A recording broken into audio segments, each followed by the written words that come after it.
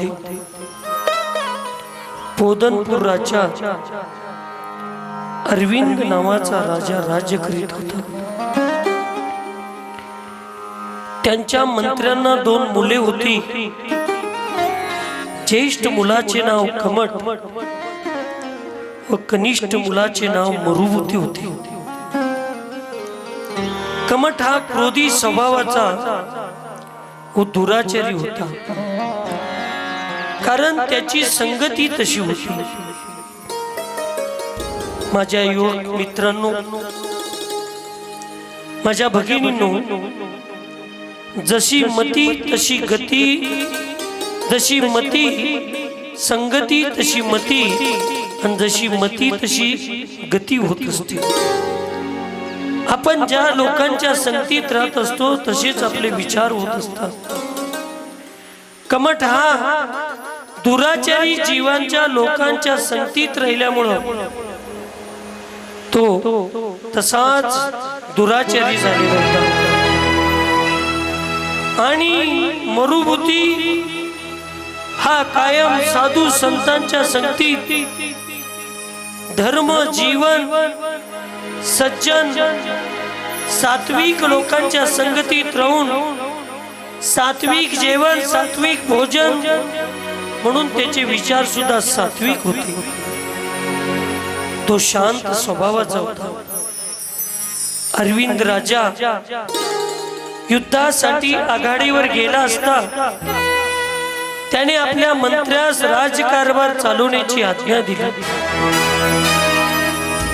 त्या काळात कमटाने राजाच्या अनुपस्थितीत प्रजेवर अन्याय करण्यास सुरुवात केली। राजा अरविंद सोबत युद्धावर जात असताना मरुभूतीला सुद्धा घेऊन गेलेला होता। सगळ्यांनी लक्ष देऊन ऐका। मरुभूती राजा सोबत युद्धाला गेलेला असताना त्या दुष्ट प्रवृत्तीच्या कमटाची दृष्टी, वाईट दृष्टी, कुदृष्टी आपल्या लहान भावाच्या पत्नीवर गेली। लहान भावाची पत्नी ही बहिणी समान आणि पुत्री समान असते, आणि आपल्यापेक्षा मोठ्या भावाची पत्नी ही आपल्याला माते समान असते। लक्ष्मणाने आपल्या प्रभू रामचंद्रांच्या पत्नी म्हणजेच सीता मातेच्या चेहऱ्याला कधीही बघितलं नव्हतं। ज्यावेळेला सीताला रावणानं पळवून नेला त्यावेळी सीता आपल्या एक एक आभूषण जंगलात टाकून जात होती। जटायू पक्षाने सांगितलं की सीतेला रावणाने या दिशेला घेऊन गेलेला आहे, आणि त्या दिशेला ज्यावेळेला प्रभू रामचंद्र आणि लक्ष्मण जात असतात त्यावेळी वाटेमध्ये त्यांना एक एक आभूषण भेटतात। सगळ्यात प्रथमतः डोक्यात घालताय ती तुम्ही बिंदिया, ती भेटते। राम विचारतात, लक्ष्मण ही सीतेची बिंदिया तर नाही? लक्ष्मण म्हणतोय, दादा मला माहित नाही। कानातली फुलं भेटतात। राम विचारतोय, लक्ष्मण ही आपल्या सीतेची आहेत काय रे? लक्ष्मण म्हणतोय, दादा माहित नाही। गळ्यातला हार गावतो। राम म्हणतो, लक्ष्मण ही सीतेचाच हार आहे का? लक्ष्मण म्हणतोय, दादा माहित नाही।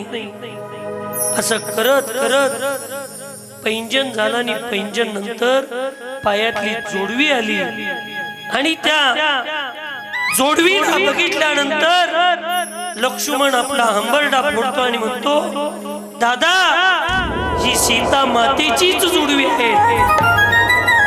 राम म्हणतो, तुला एवढे आभूषण विचारलो, तू एकाही आभूषणाला ओळखला नाहीस, आणि जोडवीच तुझी सीतेची कशी आहे हे तू कसं ओळखलास? त्याही तो म्हणतो, दादा सीताई मला माते समान आहे, त्यामुळे मी सीता मातेच्या कधी चेहऱ्याकडं मी कधीच बघितलो नाही, पण रोज उठल्यानंतर मी सीता मातेच्या पायाला हात लावून पाया पडत होतो, त्यावेळी माझ्या नजरेला तिची जोडवी तेवढी दिसत होती, म्हणून मी ओळखलो ही जोडवी सीता मातेची. ही संस्कृती आहे, ही भारतीय संस्कृती आहे. मोठ्या भावाची पत्नी माते समान असते, लहान भावाची पत्नी ही पुत्री समान, बहिणी समान असते. पण दुराचारी लोकांच्या संगतीत राहिल्यामुळं, व्यसनाच्या आहारी गेल्यामुळं, विचारांचा नाश झाल्यामुळं त्या कमटाची नजर आपल्याच सख्या लहान भावाच्या पत्नीवर जाते. त्या दुष्ट भावनेनं त्या कमटाने युक्तिपूर्वक मरुभूतीच्या पत्नीला एके ठिकाणी बोलवून घेतो आणि अति प्रसंग करण्याचा प्रयत्न करतो. कुंभोज मधील माझ्या युवकांनो लक्ष देऊ नये. मैत्री असावी तर ती आपल्याला जीवन देणारी, घडवणारी असावी. मैत्री जीवन बिघडवणारी कधी असू नये. गम के समय रम पिलाने वाले सच्चे यार नहीं होते, अपितु गम को पीने के लिए जो सिखाते हैं वो सच्चे यार होते हैं.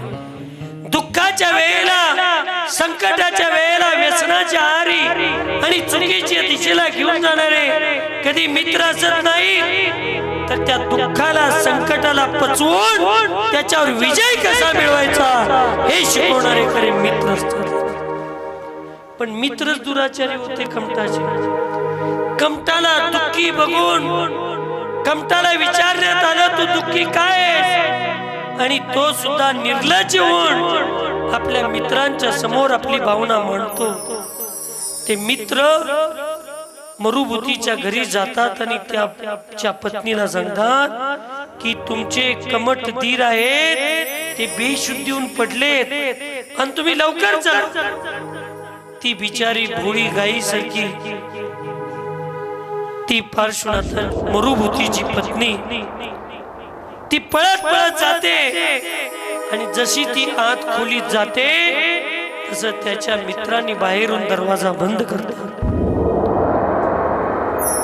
त्या कपटी, मायाचरी, दुष्ट कमटाच्या हातामध्ये ती मरुभूतीची पत्नी जशी एखाद्या भुकेलेल्या वाघाच्या हातात एक हरणाचा पाडस खावल्यानंतर जशी अवस्था होते तशी तिची अवस्था झाली. त्या दानवाच्या शक्ती पुढं ह्या मातेची शक्ती कमी पडली आणि त्या ठिकाणी तिच्यावर अत्याचार, अनाचार करण्यात आला.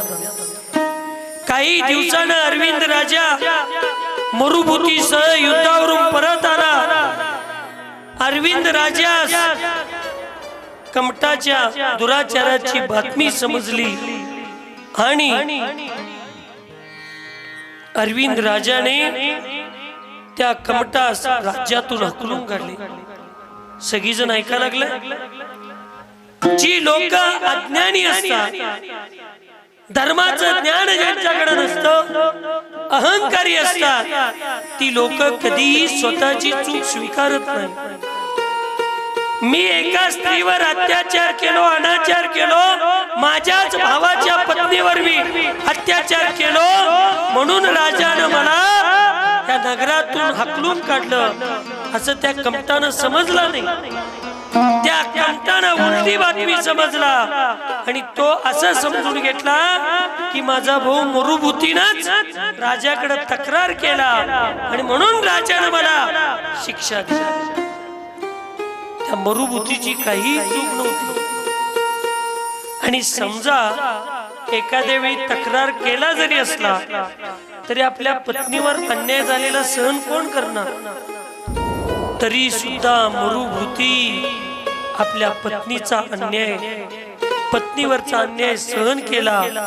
हा होता मरुभूती. तुम्हाला फक्त पार्श्वनाथांच्या पर्यायातली क्षमा माहितीये, पण पार्श्वनाथांची क्षमा मागल्या 10 भावापासून चालत आलती.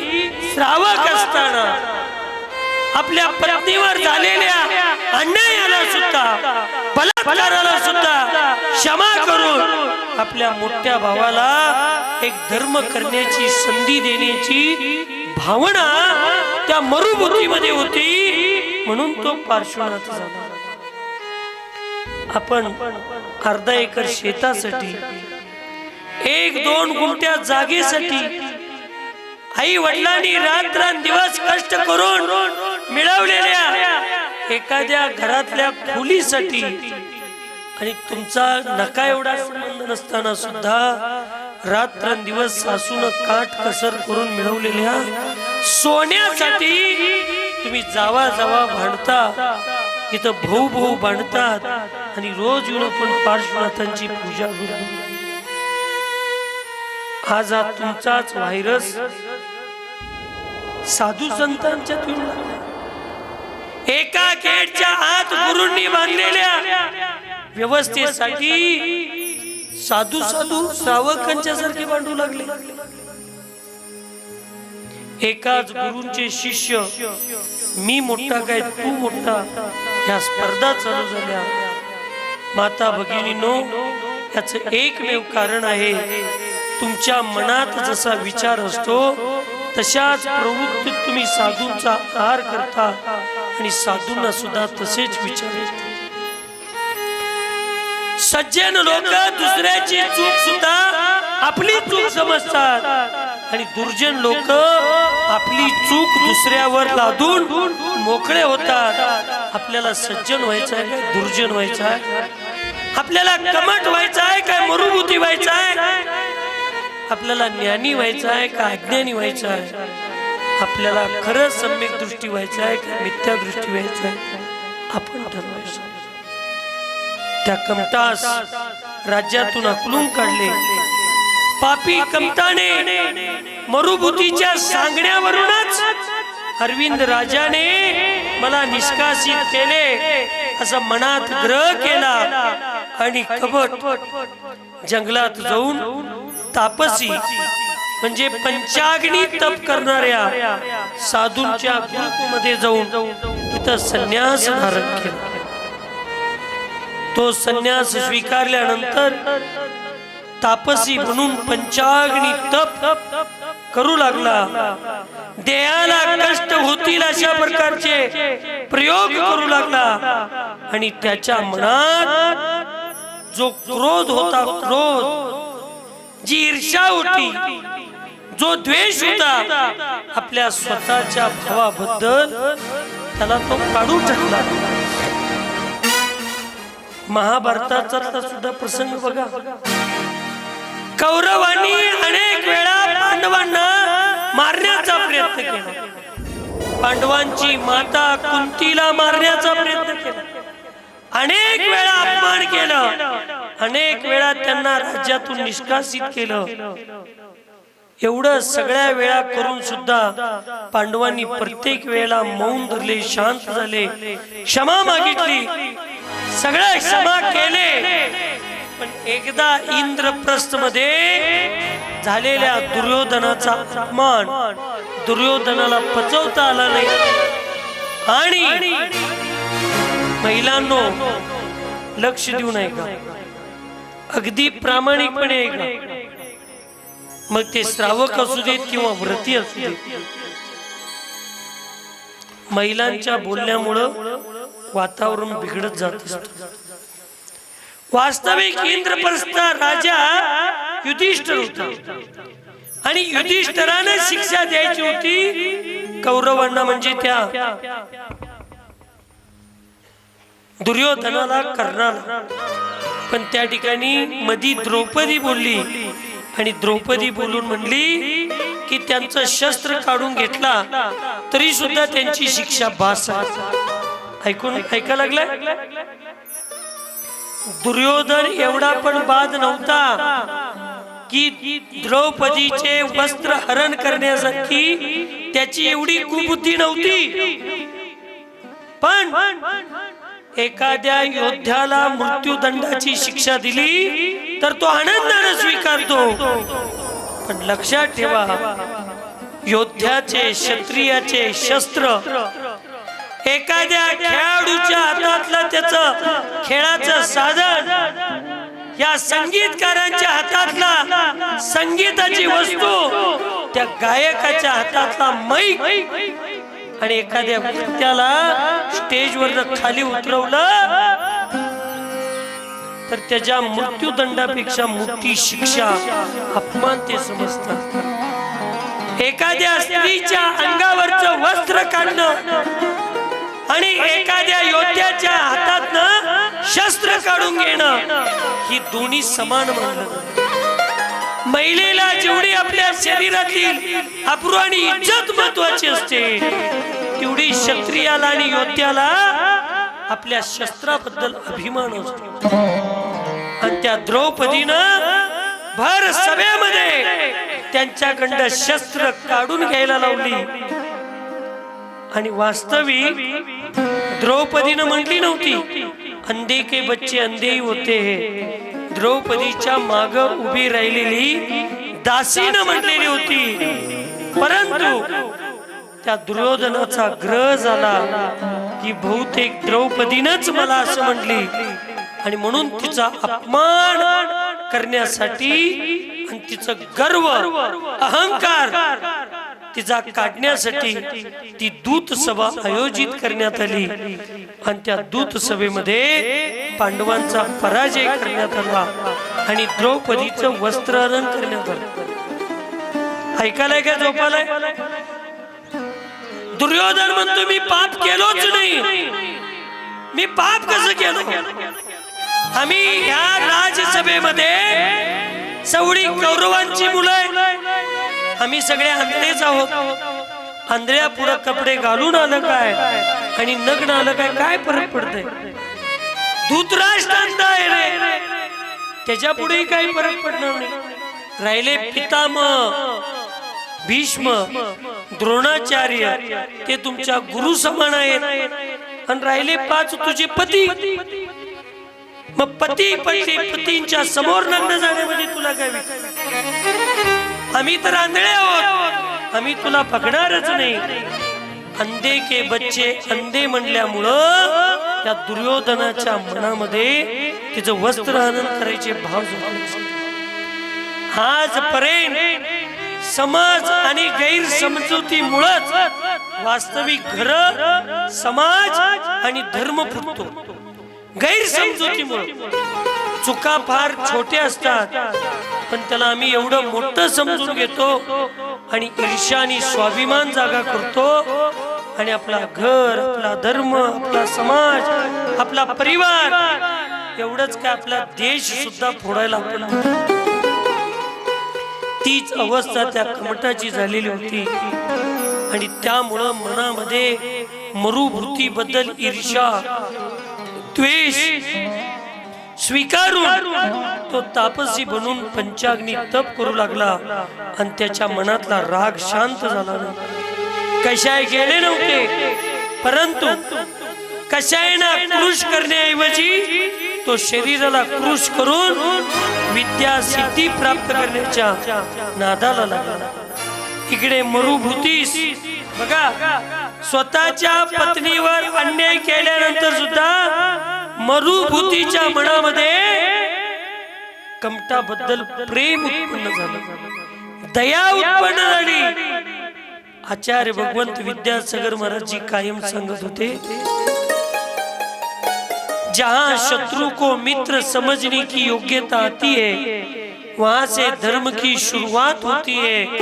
और जहां शत्रुता खत्म होती है, वहां धर्म की पूर्णता होती है, म्हणजे केवळ ज्ञानाची प्राप्ती होती. शत्रूला सुद्धा मित्र समजण्याची योग्यता आमच्या मनात येते, तेव्हा धर्माची सुरुवात होते आणि केवळ ज्ञानाची प्राप्ती होते. त्याही धर्माची पूर्णता, परिपूर्ण धर्म आमच्या आचरणात येतो. लक्षात, त्या मरुभूतीच्या मनामध्ये धर्म होता. आपल्या भावाची चिंता त्याला लागली. काळजी त्याला लागली आणि अरविंद राजाला विनयपूर्वक नमस्कार करून आपल्या भावाला परत नगरात आणण्याची विनवणी केली.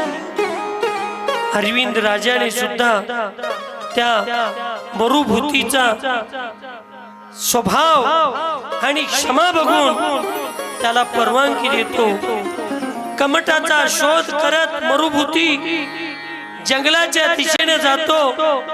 अनेक दिवस तो त्याला शोधतो आणि एक दिवस वनामध्ये मिथ्या तप करीत असताना कमठ मरुभूतीच्या डोळ्याला दिसतो.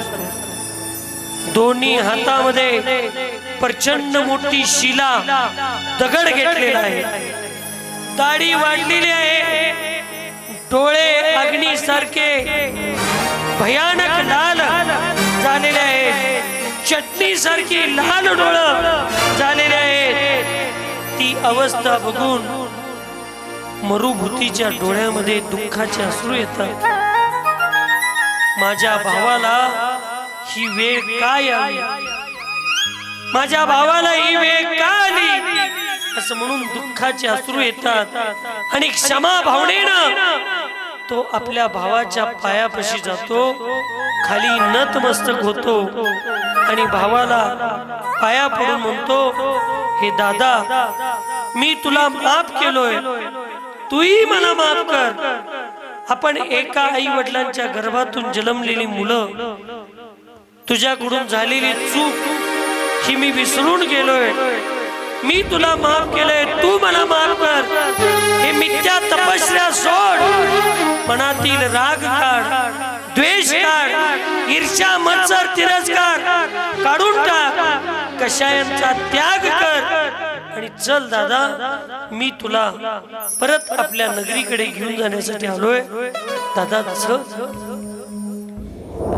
क्षमेसाठी वाकलेल्या मरुभूतीवर क्रोधानं उपळलेला तो कमठ अगदी हातातली मोठीच्या मोठी जी शिळा होती, दगड होता, तो दगड त्याच्या डोकीमध्ये टाकतो आणि कमठाचा वध करतो. कमठाला मारून टाकतो. अचानक दगड मस्तकावर पडल्यामुळे मरुभूती सुद्धा आर्तरौद्र ध्यान करतो आणि मरुभूतीचा मृत्यू होतो.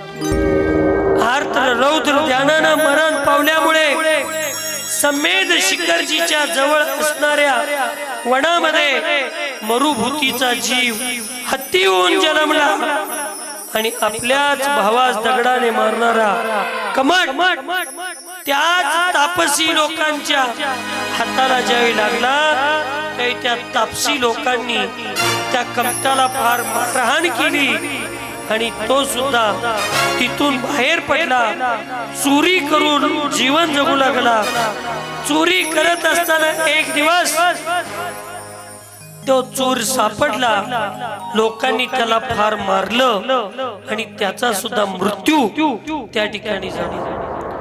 तीव्र अशुभ भावनेमुळे त्या ठिकाणी त्या वनामध्ये, ज्या वनामध्ये मरुभूतीचा जीव हत्ती म्हणून जन्मला होता, त्याच वनामध्ये कुक्कुट नावाचा विषारी सर्प होऊन कमठाचा जीव जन्मला. ऐका लागलंय? हे वैरत्व आहे, लक्षात ठेवा. ही ईर्ष्या आहे, ही मत्सर आहे, हा द्वेष आहे. भवा भवात तुमच्या आमच्याबरोबर सुटत नाही.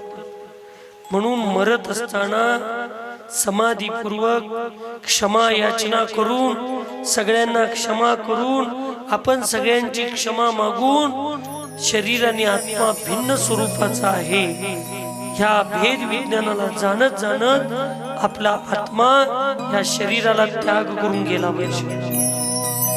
पण ईर्ष्या आणि मत्सर असल्यामुळं त्या कमठाचा जीव विषारी साप होऊन हत्ती ज्या भावात, त्या मरुभूती ज्या भावात, ज्या वनात जन्मला होता तिथेच जन्मला.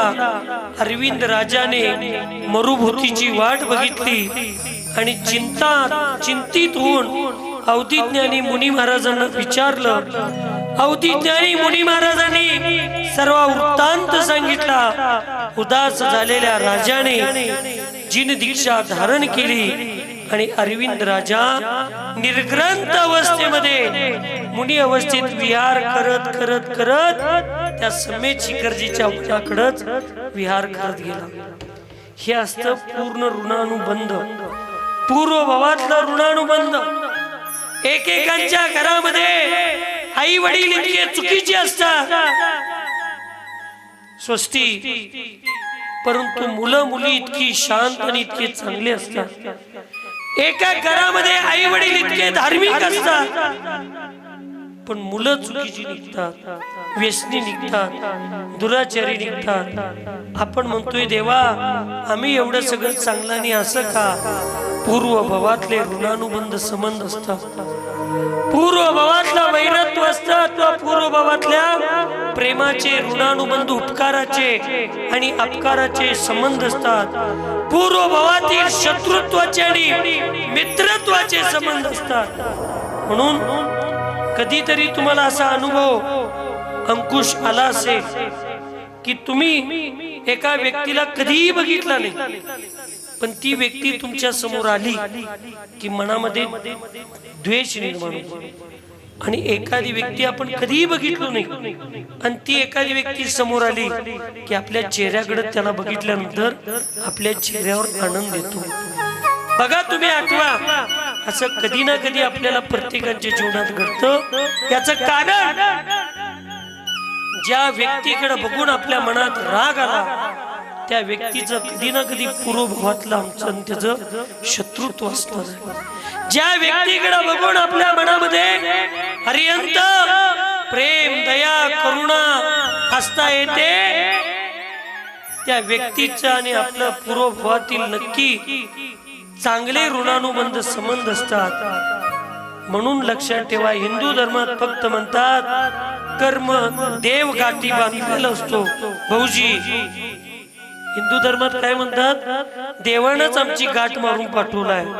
पण जैन धर्मात देव गाठ मारत नाही, देव सोडत नाही।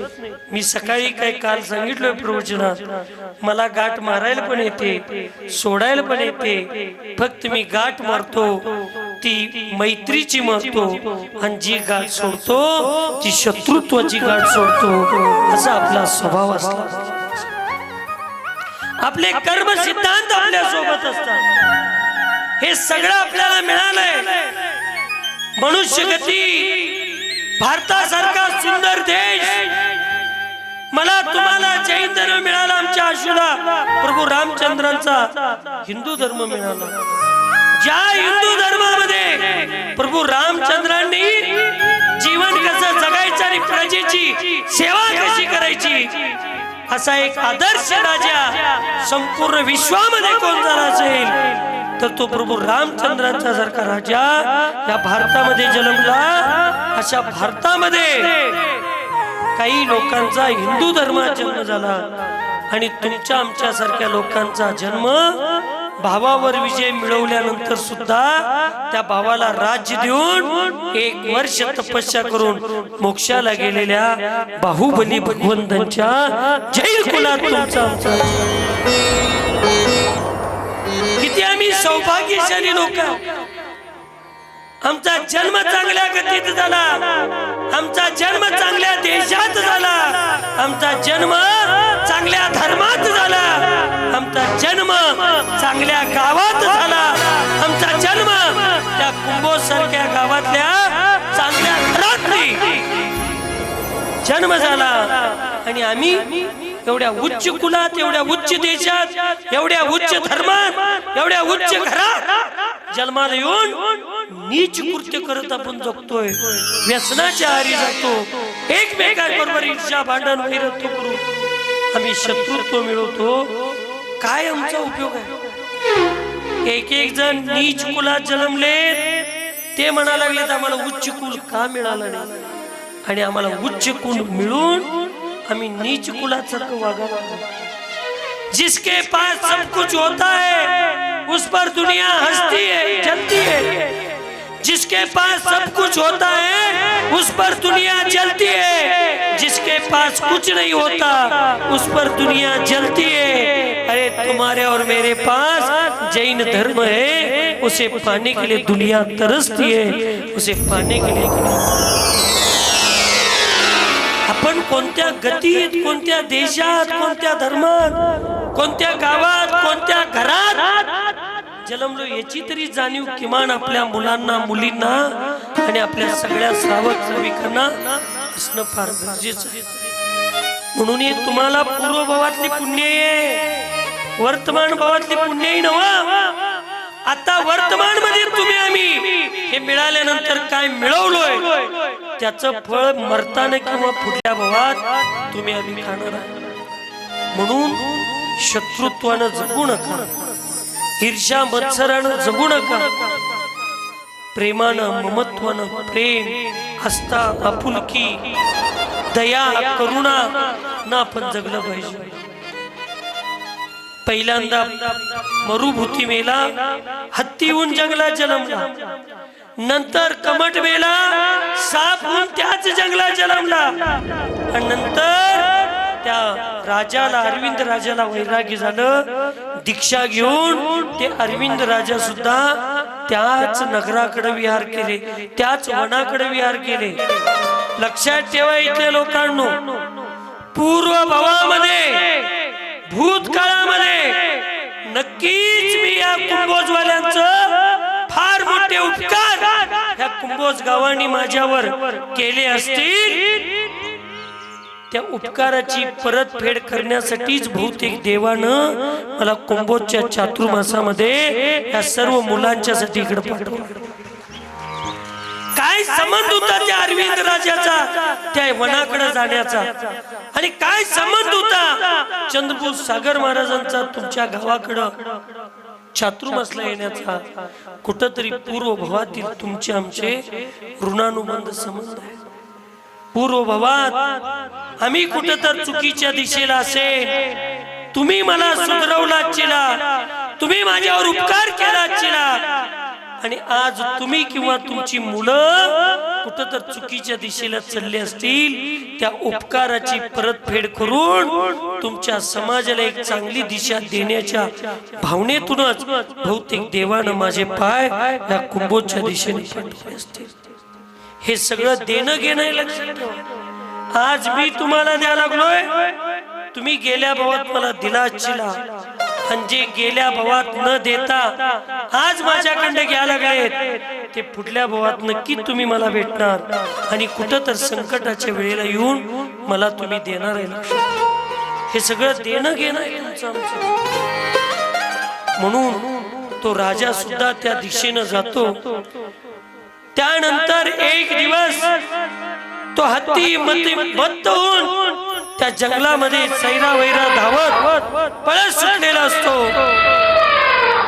तो मत्त हत्ती ज्या झाडाखाली अरविंद मुनिराज ध्यानाला सामायिकला बसले होते त्या ठिकाणी येतो आणि त्या मुनी महाराजांना बघतो, आणि त्यांचा राग, त्या हत्तीचा राग शांत होतो. हत्ती शांत होऊन त्या मुनिराजांच्या पुढं नतमस्तक होऊन बसतो. मुनी महाराजांचं ध्यान संपतं. मुनी महाराजांनी त्या हत्तीला बघितले आणि हत्तीला त्याचा पूर्व भवातील संपूर्ण वृत्तांत संबोधन केला आणि धर्म मार्ग त्याला दाखवला. आणि हत्तीने सुद्धा त्या ठिकाणी मुनी महाराजांच्या प्रबोधनाने दुष्कर्माचा पश्चाताप करून परिणाम शीतलतेपूर्वक जगण्याचा त्यांनी नियम घेतला. आणि तो हत्ती ऐका लागलाय. कुंभोजच्या हट्टी लोकांनो, कुंभोजच्या हट्टी लोकांनो, तो जंगलातला हत्ती एक मुनी महाराजांच्या पुढे वचन ऐकून आपला हट्ट सोडतो, आपल्या ताकदीचा गर्व सोडतो, अहंकार सोडतो आणि सम्यक दर्शनाची प्राप्ती घेऊन आपल्या अहिंसापूर्वक जीवन जगण्याचा तो निर्धार करतो. पंचम अनुव्रत धारण करून प्रतिमा दारू बनवून तो पंचम गुणस्थानामध्ये जातो. हिंसकपणा सोडून अहिंसक बनतो आणि पाणी सुद्धा तो दिवसाबरोबर प्यायला चालू करतो. पाणी पिताना सुद्धा पहिला फुंकतो आणि मग पाणी पितो. अशा पद्धतीचं वाटचाल करून तो वाळा पाला पाचोळा खाऊन जीवन जगण्याची भूमिका करत असतो. आणि असंच करत असताना एक दिवस त्या हत्ती एका चिखलामध्ये राडीमध्ये तो अडकून बसला आणि त्याच ठिकाणी तो कुक्कुट सर्प जो कमटाचा जीव होता तो तिथं आला आणि पूर्वभवातील वैर्य संस्कारामुळं त्याच्या मनात क्रोध आला आणि तो हत्तीला चावला. हत्तीने शांत समाधानपूर्वक गुरूंच्या वचनांचं स्मरण करत नमोकार महामंत्रांचं चिंतन करत हजारो डोळे करून सौधर्मिंद्र बघतो आणि ऐरावत हत्तीवरनं घेऊन ऐका इथनं पुढं तो सुमेरू पर्वतावर घेऊन जातो. एक एक योजन मोठे घागर असतात कळस, अशा 1008 कलशांनी भगवंतांचा अभिषेक. ऐकायला का झोपालाय? आणि सौधर्म इंद्राचा परिवार, मी महत्वाचा सिद्धांत सांगायला लागलोय. सौधर्म इंद्राचा परिवार म्हणजे सचिन दादा त्याच्या बायका येत नाही. सौधर्म इंद्र परिवारचा अर्थ शास्त्र ज्यावेळी वाचतो त्यावेळी सौधर्म इंद्र स्वर्गामध्ये जेवढे इंद्र आहेत त्या इंद्रांना सौधर्म इंद्राचा परिवार म्हणतात. ईशान इंद्र स्वर्गामध्ये जेवढे इंद्र आहेत ते सगळे ईशान इंद्राचा इंद्र परिवार म्हणतात. तिथं बायको मुलगा याला परिवार म्हणत नाही. आणि म्हणून शास्त्रात सौधर्म इंद्र सौधर्म स्वर्गातील इंद्रांच्या आपल्या परिवार सहित असं शब्द येतो. आणि त्याला या लोकांनी इंद्रायणीने अभिषेक केला असं सगळं लोक सगळीकडे प्रचार केला. शास्त्र सांगते आणि ही लोक स्वतःची मनमानी करतात. आम्हाला त्याच्यात पडायचं नाही, पण सिद्धांत विषय आल्यानंतर सांगणं गरजेचं असतं. अशा पद्धतीनं एक एक योजन मोठे कळस त्या लहान बालकाच्या अंगावर टाका लागले अभिषेक. आणि सौधर्म इंद्राच्या मनात शंका आली. तुमच्या पण मनात कधी कधी शंका येते की महाराज एवढा आजारी आहेत, खरं मैक पुढे आले की यांच्या अंगात काय शिरते कोण असतो, यांनी आजार आहेत असं वाटत नाही. खरं सांगायचं मम्मी वाटते की नाही? ही धर्माची शक्तीची एवढी मोठी असते. तुम्ही खोलीत आला तर मी मुरगळ्याला असतो, पण देवा पुढे स्टेजवर आलो. कारण मी मगाशी सांगितलं होतं योद्ध्याचं मरण जर युद्धात आलं तर त्याला वीर मरण म्हणतात. खेळाडूचं मरण खेळाच्या मैदानात आलं तर तो खरा खेळाडू म्हटलं जातं. कलाकाराचं मरण स्टेजवर यायला पाहिजे. हे संगीतकार वगैरे आहेत ना, त्यांचं खरं मरण हातात मैक असताना गाणं म्हणत असताना यांचं मरण आलं तर ती संगीतकाराचं खरं मरण असतं. लक्षात तसं मी एक भगवंतांचा सेवक आहे, मी माझ्या गुरूंचा सेवक आहे, मी जीन धर्माचा सेवक आहे. मी स्वतःला कधी आचार्य म्हणत नाही, मी सेवक आहे. आणि मी म्हणतोय माझं जर मरण ह्या देवशास्त्र गुरुची सेवा करत असताना एका सेकंदानंतर जर आलं तर मी माझं आयुष्य फार महत्वाचं. त्यामुळं धर्माचं काम, सेवेचं काम आणि पूजा पाठ आलं की माझा आजार सगळा निघून जातो. हे एक व्यसन आहे, व्यसन. फक्त ते व्यसन चांगल्या दृष्टिकोनातलं पाहिजे. चांगल्याला सुद्धा नादाला नाद म्हणजेच व्यसन. आपल्याला व्यसन असावं पण ते आपलं कल्याण करणारं व्यसन असावं. तसं त्या सौधर्म इंद्राला शंका आली, एवढ्या लहान बालकाच्या अंगावर आम्ही एवढे मोठे मोठे कळस अभिषेक करतोय, त्याला त्रास तर होत नसेल. त्यावेळेला अवधी ज्ञान जन्मताच अवधी ज्ञान असते तीर्थंकर बालकांना. आणि त्या अवधी ज्ञानामध्ये ते जाणतो आणि नुसता डाव्या पायाचा अंगठा त्या सुमेरू पर्वतावर दाबतो. सुमेरू पर्वत हलायला चालू होतो.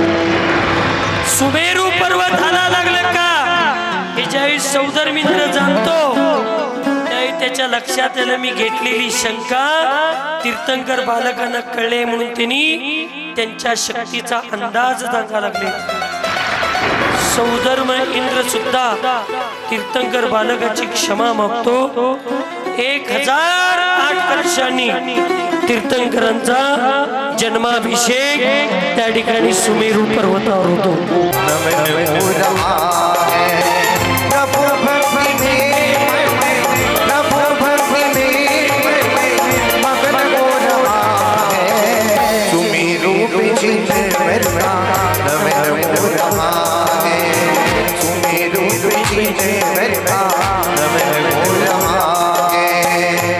बालकांचे वस्त्र आभूषण येतात. आता एक धर्म प्रभावना म्हणून आम्ही करतोय तीर्थंकरांचं नामकरण विधी. जन्म कल्याण एक दिवशी रात्री असते की आत्या स्वाद्रत्या पाण्याची दोरी वडायची, पण शास्त्रात ह्याचं कुठेही प्रमाण नाही. शास्त्रामध्ये तीर्थंकर बालकाच्या अंगठ्यावरचं चिन्ह बघून सौधर्म इंद्रच तीर्थंकर बालकांचं नामकरण करत असतो. आणि तीर्थंकर बालकांचं नामकरण पार्श्वकुमार असं करतो. स्वर्गातून आलेले आभूषण त्यांच्या परिधान करतो आणि परत त्या मातेच्या शयन त्या मातेच्या जवळ ठेवून त्या बालकाला तिथे ठेवतात आणि ते निघून जातात. जन्म उत्सव साजरा करतात. त्या ठिकाणी माता पित्यांच्या जवळ देऊन सौधर्मिंद्र तांडव नृत्य करतो आणि पार्श्वनाथांचा जन्म कल्याणिक साजरा करून आपापल्या स्वस्थानी सगळे देव निघून जातात. बालक पार्श्वकुमारांचे आयुष्य 100 वर्षाचे होते. त्यांच्या शरीराची उंची 9 हात आणि शरीराचा रंग हिरवा होता. ते उग्र वंशामध्ये उत्पन्न झाले होते. 16 वर्षाचे असताना पार्श्वकुमार आपल्या मित्रासहित वनक्रीडा करण्यासाठी गेले असता ऐका एका नदी काठावर पंचाग्नी तप करत असणारा साधू आपल्या स्त्रीच्या विरहाच्या दुःखाने महिपाल राजाने तपस्वी वेश धारण केलेला होता आणि तोच तो साधू होता. तो कमटाचा जीव नरकातून बाहेर पडलेला होता. तो महिपाल नावाचा तापस झाला होता. पार्श्वकुमार आणि त्याचे मित्र शंभू कुमार हे दोघेही त्या महिपाल तापस्याच्या समोर जातात आणि तो शंभू कुमार मित्र त्यांना सांगतो की ती गेले आणि उभा राहिले, नमस्कार केले नाही. मग त्या महिपालाला राग येतो आणि क्रोधाने येऊन तो समोरच्या अग्निकुंडामध्ये जवळ असलेली मोठी मोठी लाकडं टाकून ते कुंड पेटवून देतो. त्याच वेळी पार्श्वकुमारांनी जन्मता त्यांना अवधिज्ञान असतं. अवधिज्ञानानं जाणतात आणि त्या लाकडामध्ये एक नाग नागिनीचं जोडपं जळत आहे असं ते सांगतात. सांगितल्यानंतर तो पार्श्वकुमारांच्या शब्दाला ऐकत नाही. पार्श्वकुमारांनी त्याला समजावून सांगतात. ते काढून लाकूड फोडतात. त्याच्यातलं 2 एक नाग आणि नागिनीची जोडपं अर्ध जळलेल्या अवस्थेत बाहेर येते. अर्ध जळलेल्या अवस्थेत ते मरणासन अवस्थेत बसून बघितलेले बघून सिद्धांतांचा नियम मी सांगतो. माईक वर सांगायला लागलोय, ऑन रेकॉर्ड सांगायला लागलोय. तीर्थंकर प्रकृतीचा बंद झालेले जीव ओम सुद्धा म्हणत नाही. ते पंचपरमेष्ठींना सुद्धा नमस्कार करत नाहीत. ते फक्त सिद्धांनाच नमस्कार करतात. म्हणून नमः सिद्धेभ्या म्हणून कोणतेही काम करतात. ओम म्हटले तरी त्याच्यात पंचनमस्काराचा उल्लेख आहे. मग आज आपल्याला पंडित लोक, काही साधू लोक, काही विद्वान लोक पार्श्वकुमारांनी त्या मरणाऱ्या नाग नागिनीच्या कानात नमोकार मंत्र सांगितला असं कसं सांगतात? नमोकार मंत्र सांगितला नाही, शरीर वेगळं आहे, आत्मा वेगळा आहे, या भेद विज्ञानाचं मार्गदर्शन केले आणि शंभू कुमार नावाचा जो मित्र होता, मित्र, त्या मित्रानं त्यांच्या कानात नमोकार मंत्र सांगितला, हा जैन सिद्धांत. आणि त्याच्यामुळे त्यांचे परिणाम स्थिर झाले नागनागिनीचे. ते शांत स्थिर चित्तानं मरण साधले आणि तोच नाग भवनवासी देवामध्ये नागकुमार जातीमध्ये धर्मेंद्र खून देव जन्मला. आणि ती नागिन, ती जी स्त्री होती नागिन, ती शांत पद्धतीने मरण साधून व्यंतर जातीच्या देवामध्ये पद्मावती मधून जन्मला. धर्मेंद्र भवनकुमार जातीची देव आहे. पद्मावती देवी व्यंतरवाची देवी आहे, देव त्याच्यातले हे कधीही पती पत्नी नाहीत, लक्षात ठेवा. त्या देवाचे जात वेगळे, वेगळ्या कुलात जन्मलेत, यांनी वेगळ्या कुलात जन्मलेत.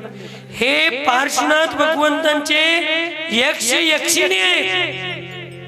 मग सेवा करणारी जी लोक असतात ती नवरा बायकोच असायला पाहिजेत असा नियम आहे?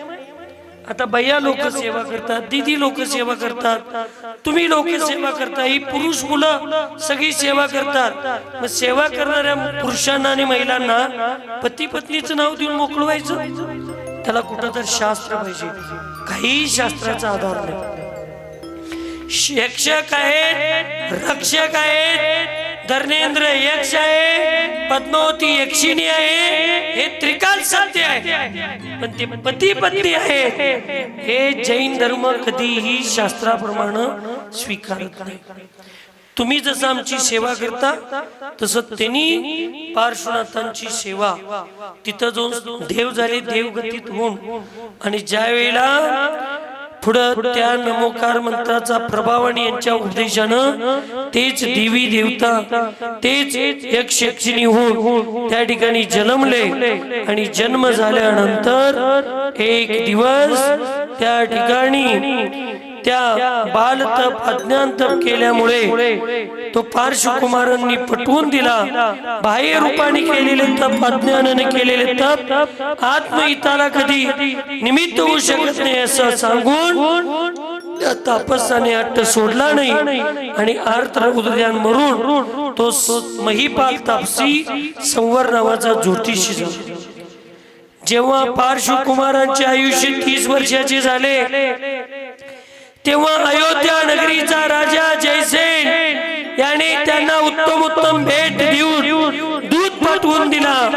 आणि पार्श्वकुमाराने त्या दूताचा सन्मान करून भेटीचा स्वीकार केला. दूतास येण्याविषयी कारण विचारले असता त्यांनी तीर्थंकर रामचंद्र लक्ष्मण यांच्या वीरत्वाचे वर्णन केले. तरी पार्श्वकुमारांच्या मनामध्ये विषय वासनेविषयी तिरस्कार म्हणजे वैराग्य झाले. त्याच वेळेला त्यांच्या आई वडिलांनी त्यांच्या समोर अनेक राजकुमारींचे चित्र हँड पेंटिंग ठेवले आणि लग्नाचा प्रस्ताव त्यांच्या पुढे ठेवला. त्यावेळी पार्श्वकुमारांना वैराग्याची भूमिका निर्माण झालेली होती आणि त्यांनी मोह सोडून दीक्षा घेण्याचा विचार पक्का केलेला होता. त्यांनी आपल्या माता पित्यांच्या समोर आपल्या दीक्षेचं वर्णन, भावना त्या ठिकाणी प्रकट केल्या आणि त्या आई वडिलांनी त्याला दीक्षा घेण्यासाठी प्रतिकूलता म्हणजे परवानगी दिली नाही. लोकांतिक देव सुद्धा तिथं आले आणि त्यांच्या वैराग्यांचं समर्थन केले. आणि मग त्या ठिकाणी पौष कृष्ण एकादशीच्या दिवशी पार्श्वकुमार दीक्षा घेण्यासाठी चालले.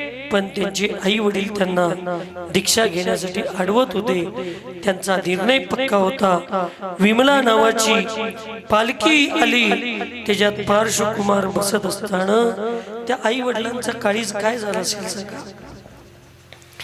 एखाद्या मुलाला जन्म देऊन 9 महिने पोटात ठेवून म्हातारपणाचा आधार म्हणून आपण त्यांना सांभाळत असता.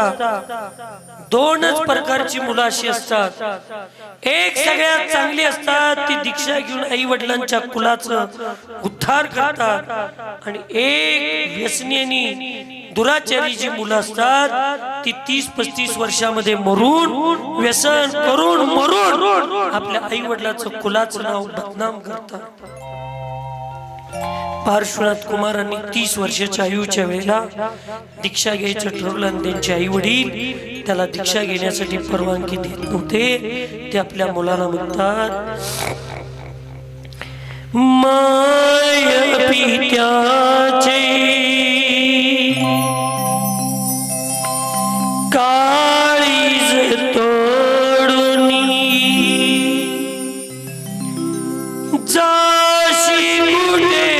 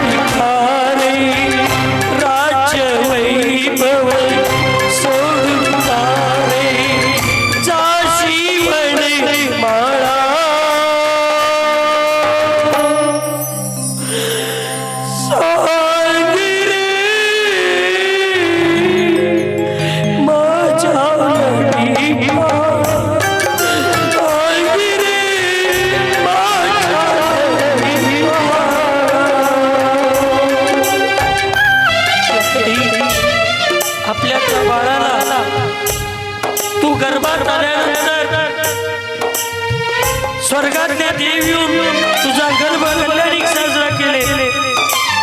तुझा जन्म झाला त्यावेळी स्वर्गातल्या देव येऊन तुझा जन्म कल्याणिक साजरा केले. या पृथ्वीनं तुझ्या राज्य वैभवाचा आदर्श घेण्यासाठी अनेक स्वप्न रंगवले. बाळा, तू जाऊ नको. ह्या लहान वयात, ह्या तरुण वयात, यव्वन अवस्थेमध्ये दीक्षा घेऊ नको. आई वडील फार विनंती करत असतात.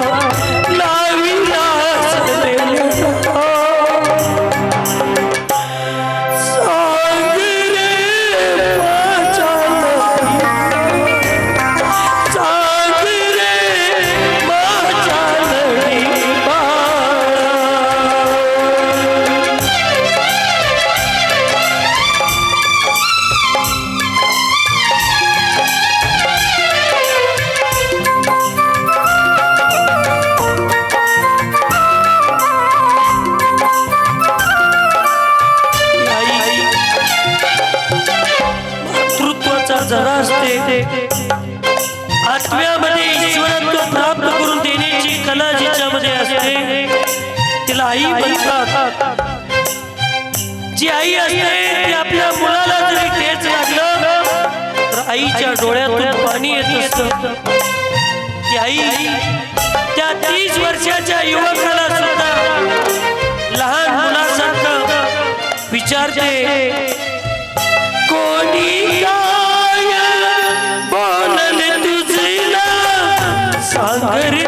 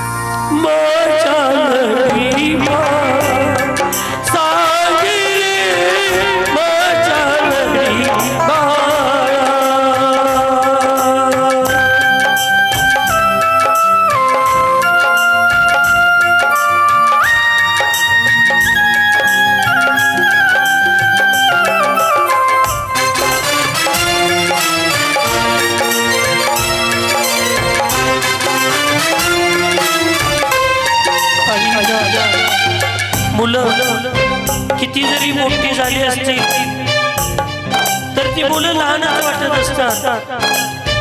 प्रत्येक आईला आपला मुलगा लेकरासारखा सोनूला गोजिरवानं असं लहानच वाटत असतं. त्यामुळे त्या 30 वर्षाच्या युवकाला सुद्धा पामादेवी म्हणते, सोडून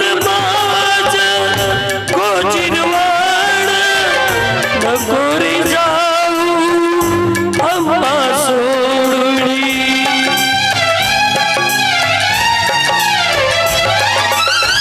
सोडून माझ गोजिरवाण गोरी जाऊ अम्मा सोडून, काय हवे मागरे तुझला, काय हवे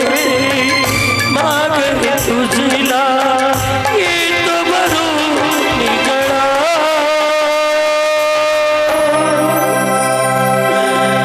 सांग रे माझ्या नळीबा, सांग रे माझ्या नळीबा.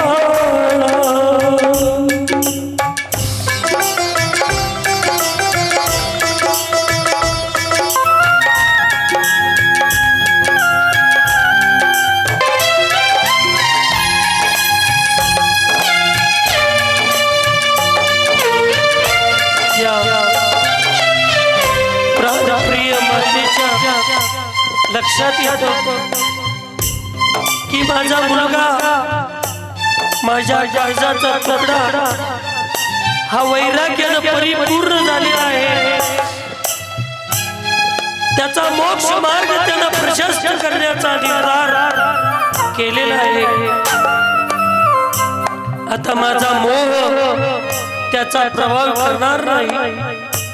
माझा राग त्याच्या वीतरागते पुरात काही काम करणार नाही.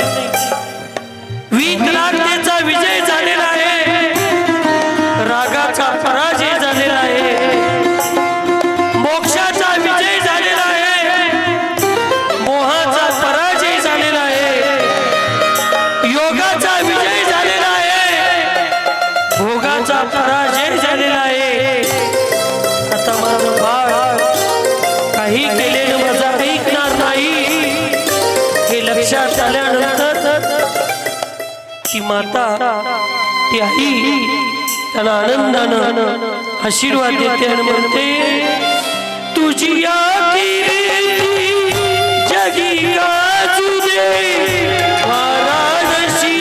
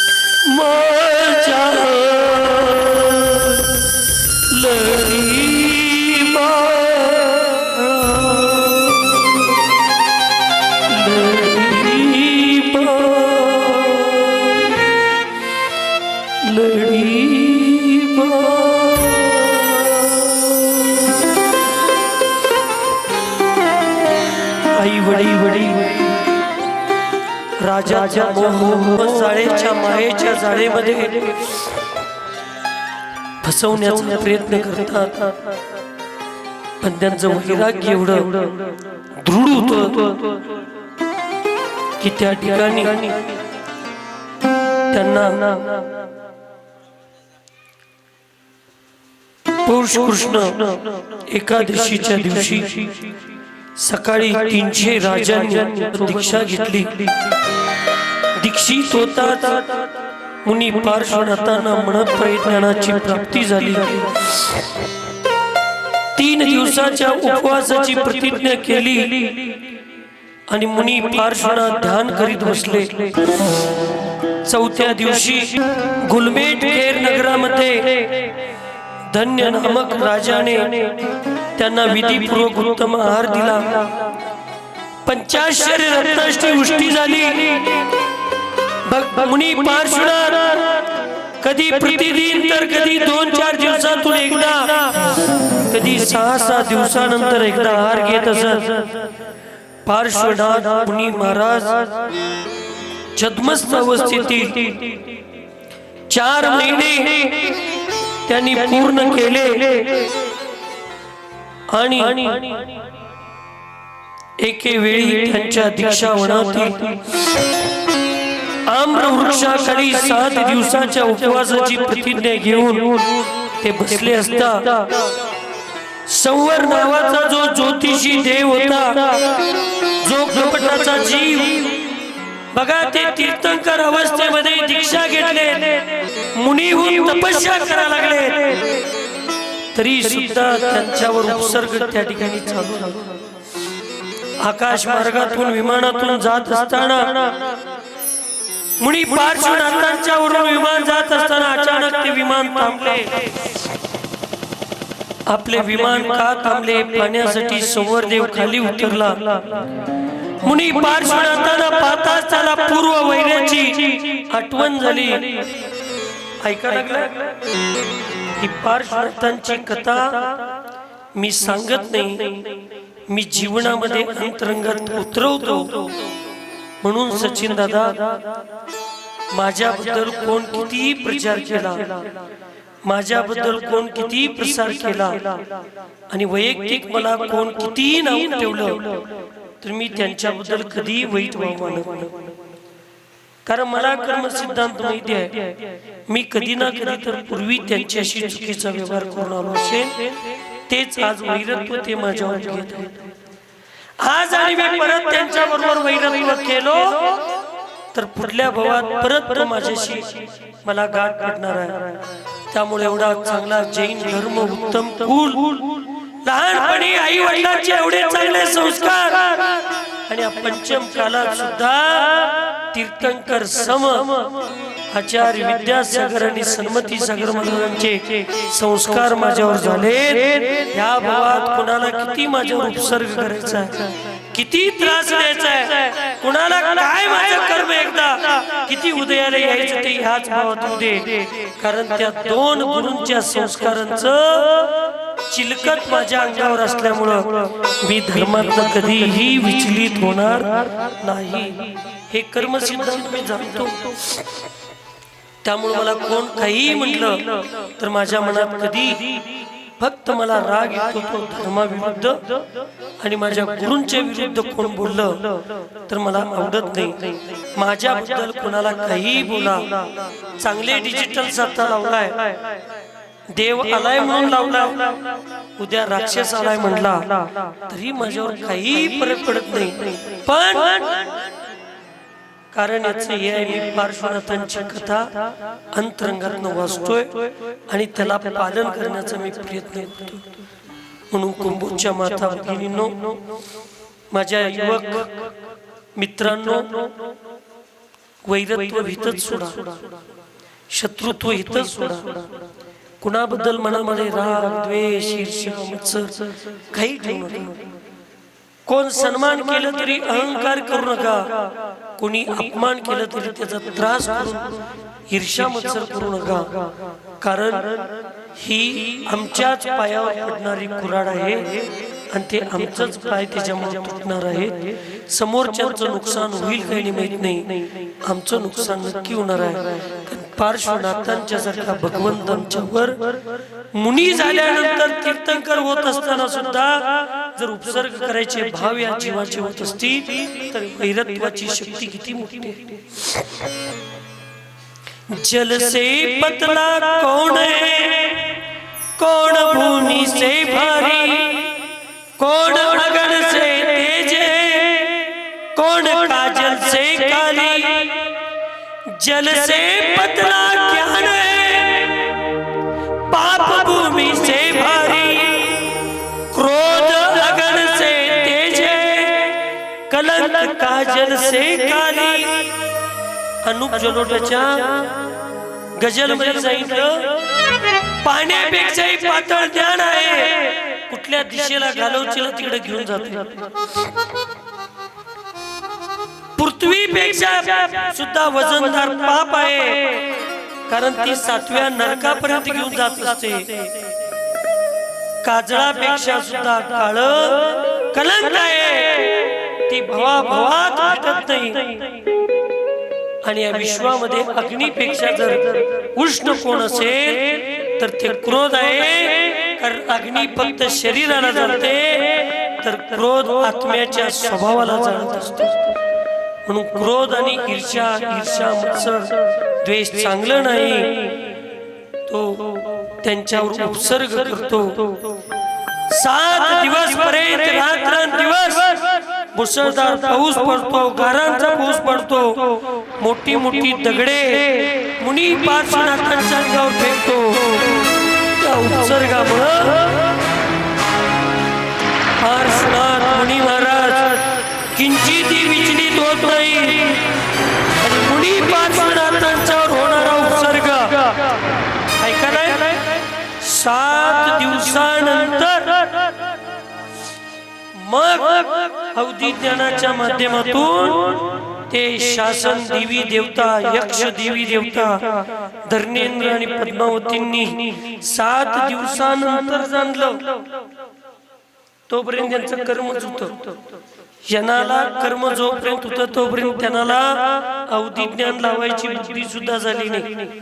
आणि ज्या दिवशी ते लागलं त्यावेळेला त्यांनी म्हणजे वास्तविक पार्श्वनाथ भगवंतांच्यावर फणा धर्मेंद्र, कारण भवनवासी जातीमध्ये नागकुमार नावाचा देव धर्मेंद्र होता. त्यांनी पार्श्वनाथ मुनी महाराजांच्या अंगावर फणा धरला, छत्री सारखा फणा धरला आणि तो उपसर्ग दूर झाला. आणि त्याच अंतर्मुहूर्तामध्ये पार्श्वनाथ मुनी महाराजांनी 4 घाती कर्मांचा